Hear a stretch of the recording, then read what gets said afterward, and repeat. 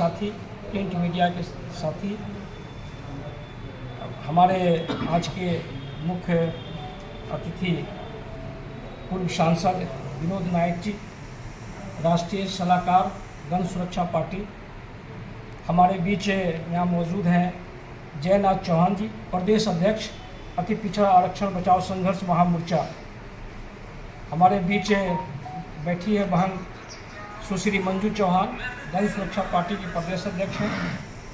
प्रेम चौधरी जी, आज के आपके आयोजन के मुख्य आयोजक प्रेम चौधरी जी, मुखिया जिला अध्यक्ष जनवादी पार्टी। रामू चौधरी जी, पूर्व मुखिया जिला प्रवक्ता जन सुरक्षा पार्टी। और मैं मोहम्मद मुश्ताक अहमद, महासचिव सह प्रवक्ता बिहार प्रदेश अति पिछड़ा आरक्षण बचाओ संघर्ष महामोर्चा। आज की इस प्रेस वार्ता में वाल्मीकि नगर लोकसभा क्षेत्र की भूमि और बगहा की विधानसभा क्षेत्र की का मुख्यालय में आप सभी साथियों का हम हार्दिक अभिनंदन स्वागत करते हैं।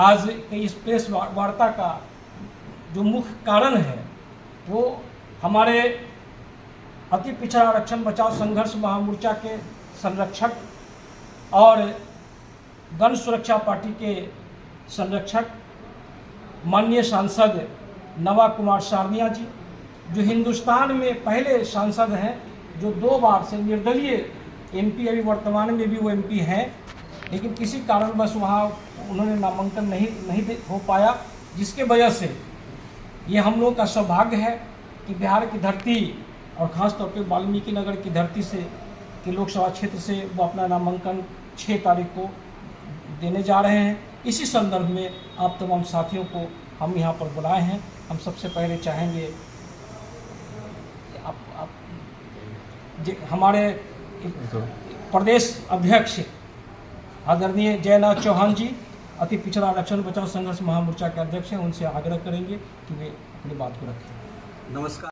प्रिंट मीडिया के साथियों, माननीय सांसद नवा कुमार सरानिया जी कोकराझार असम से सांसद हैं और अनुसूचित जनजाति से आते हैं। वहाँ इनका जो अनुसूचित जनजाति का जो प्रमाण पत्र था, वहाँ की जो राज्य सरकार है उसको जानबूझकर फर्जी बना दिया, जिसके कारण वहाँ नामांकन नहीं हो सका। इसके खिलाफ हम लोग माननीय हाई कोर्ट में गए हैं, लेकिन इस बीच जब उनका डिसीजन आएगा तब तक चुनाव संपन्न हो जाएगा। तो हम लोगों ने बिहार में वाल्मीकि नगर लोकसभा क्षेत्र से उनको हम लोगों ने उम्मीदवार बनाया है। हम लोग के लिए सौभाग्य की बात है, बहुत खुशी की बात है कि देश में एकमात्र सांसद है जो लगातार 2 बार से निर्दलीय चुनाव जीतते आ रहे हैं। वहाँ अनुसूचित जाति, अनुसूचित जनजाति, अति पिछड़ा, अल्पसंख्यक के काफ़ी लोकप्रिय हैं, बहुत बड़ा जनाधार है वहाँ उनका।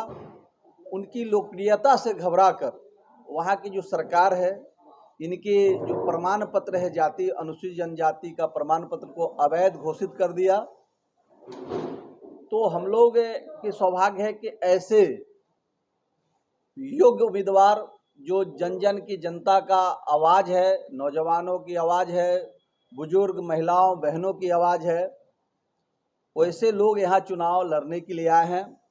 इसलिए हम लोग वाल्मीकि नगर के जो हम लोग जनता है, अति पिछड़ा है, दलित है, आदिवासी है, अनुसूचित जनजाति है, अल्पसंख्यक समाज के लोग हैं, हम सब लोग एकमुश्त इनको भारी मतों से चुनाव जिताकर हम लोग लोकसभा इनको भेजेंगे। इस हेतु हम लोग प्रेस वार्ता आज यहाँ कर रहे हैं। वाल्मीकि नगर ही क्यों?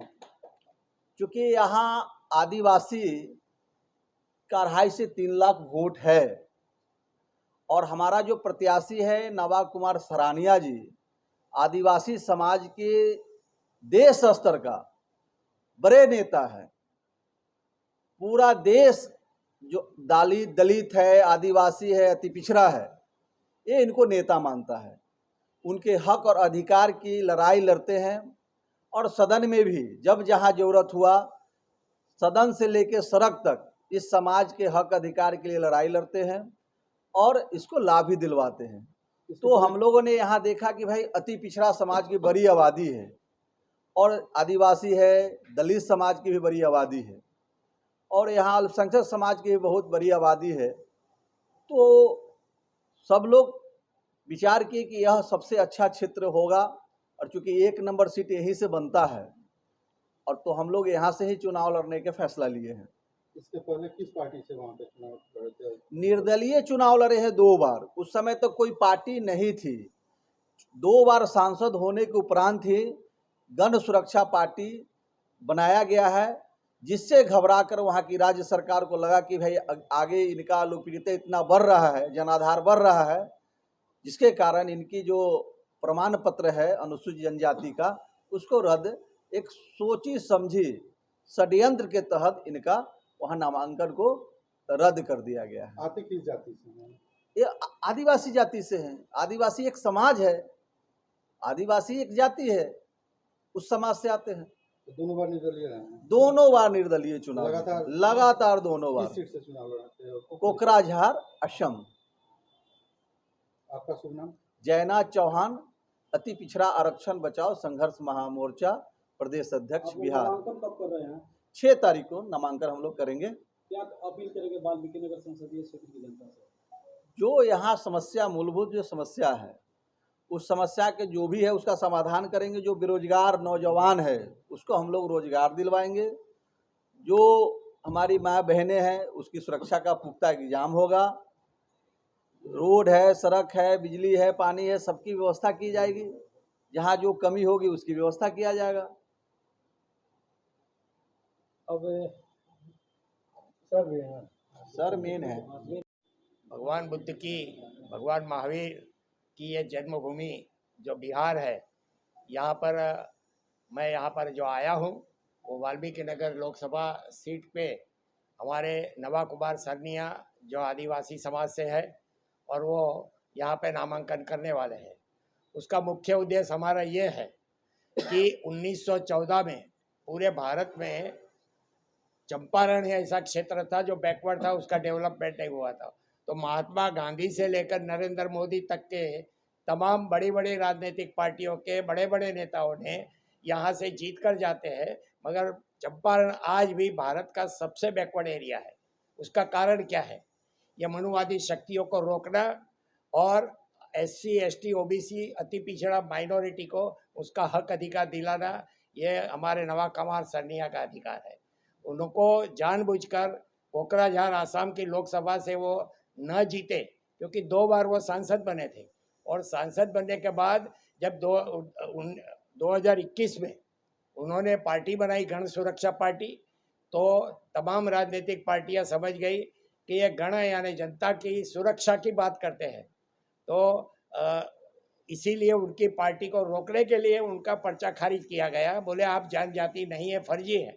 अब वो कानूनी लड़ाई हो गई है, हम सुप्रीम कोर्ट तक लड़ेंगे, मगर तब तक हमारे ये पिछड़े अति पिछड़े दलित समाज के लोगों के अधिकार के लिए उन्होंने ये तय किया है कि मैं वाल्मीकि नगर से नामांकन करूंगा और यहाँ के आदिवासी जिनकी हालत अति कमज़ोर है, उनकी जो हालत है और यहाँ के लोगों को सही मायने में आर्थिक अधिकार मिले, इसके लिए वो यहाँ पर आ रहे हैं।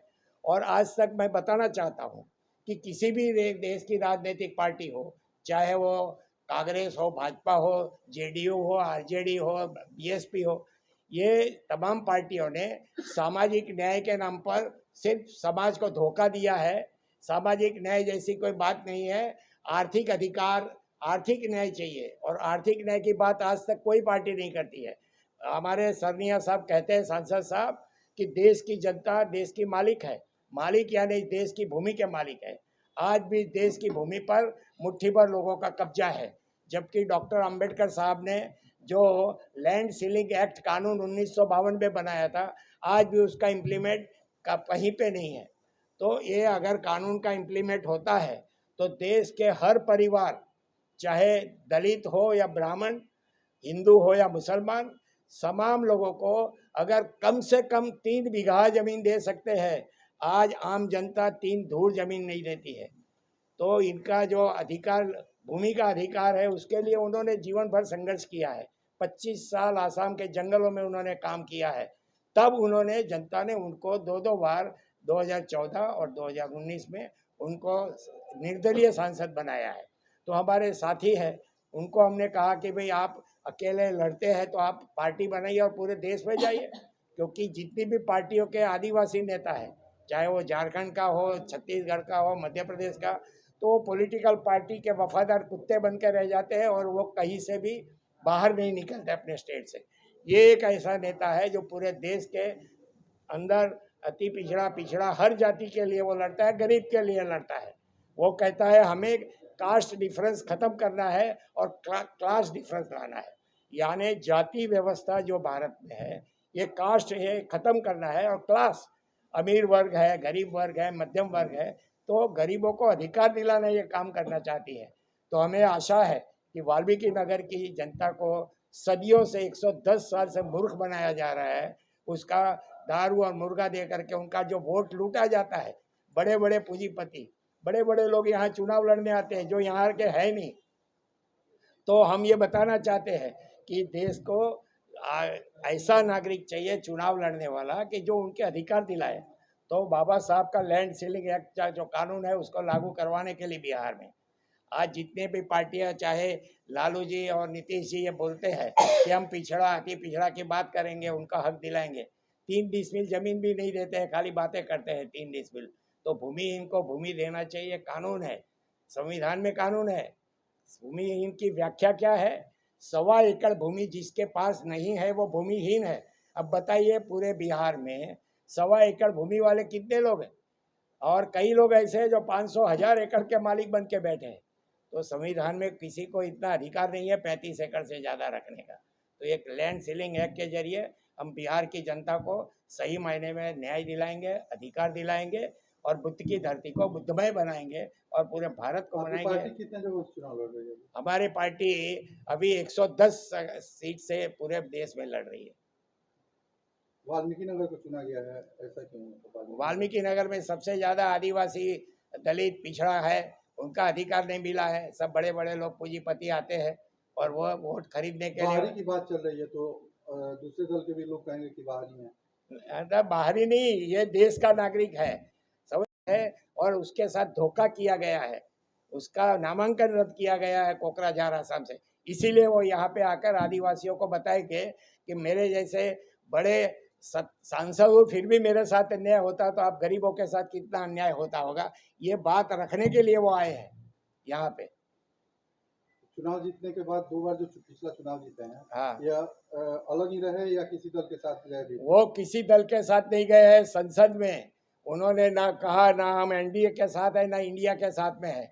मणिपुर का जो मामला था उसमें जब बहस चली तो उन्होंने संसद में खड़े होकर बताया कि मोदी जी यह आपका काम, आपके बस का बात नहीं है, मुझे 24 घंटे के लिए मणिपुर का चार्ज दे दो, मैं वहाँ की समस्या हल कर दूंगा। तो बहुत बड़ी हस्ती है ये वाल्मीकि नगर के लोगों के लिए बहुत शुभ मौका है। और मैं जनता से कहूँगा कि आइए, आज तक आपको गरीबी दूर करने का, सबका साथ सबका विकास के नाम पे मूर्ख बनाया है।